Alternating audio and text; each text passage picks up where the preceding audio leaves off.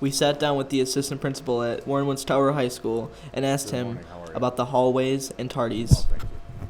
It really just depends on the time of day. Usually we focus on the morning and then passing times between third and fifth hour. But for a good example, today already, which is a Tuesday and we had bad weather, but in first hour we've already got 88 unexcused tardies, and what that means is 43 people have called in and said, hey, my child's going to be late, but we have a whole nother 45 other students where we have absolutely no idea why they were late to school. And on top of that, we still have 129 students that we haven't even heard from. So our morning tends to be really heavy. We have anywhere from 50 to 80 tardies in the morning, and then throughout the day it just kind of seems to taper off until we get to 6th hour, where you've got anywhere from about 15 to 20 tardies per hour. There are many different reasons that impact the students being late to class. First hour, people have trouble waking up.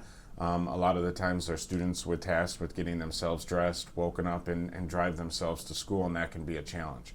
Throughout the day, I think it's social. People are talking to their significant others, their friends, or they're getting caught up in a previous class. So I think we need to differentiate between the two. You have some students who are going to be tardy, and that's okay because the teacher's excusing them. But I think for the most part, what we're talking about is students are socializing in the hallway, and they're not getting to class on time. Not only certain groups or grades are late, this can include every grade in the school. In the morning, it's pretty much equal throughout all of our grades. We do have a lot of upper class students, our juniors and seniors. They tend to be a little bit later in the morning. They get up a little bit later.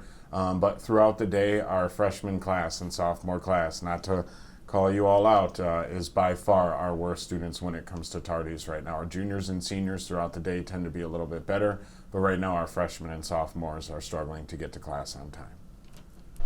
Being tardy or late to class can impact us students significantly. I think that's a really good question, and I think we can just use simple math to figure that out. If a student is just 5 minutes late, every 10 times they're late to a class, that's missing an entire class. And so if you get 20 tardies in a class throughout a year, you might as well have missed 3 entire days of instruction. And that's not to mention you probably would have absences on top of your tardies, and so they add up really, really quick. Not to mention, people want to leave and go home and do their own socializing, clubs, activities, or athletics after school. When your tardies lead to detentions, you're then staying in school even longer. So I think it has both an impact on academics, they're missing instruction, and then I think it also has an impact on their social and family lives. Parents and guardians don't want their kids to get in trouble, kids don't want to have to go to detention, and so I have found that those tend to be the repercussions. But above all, the lack of academic learning is the most impact. This is Austin Niffen from Tower Media Productions, signing off.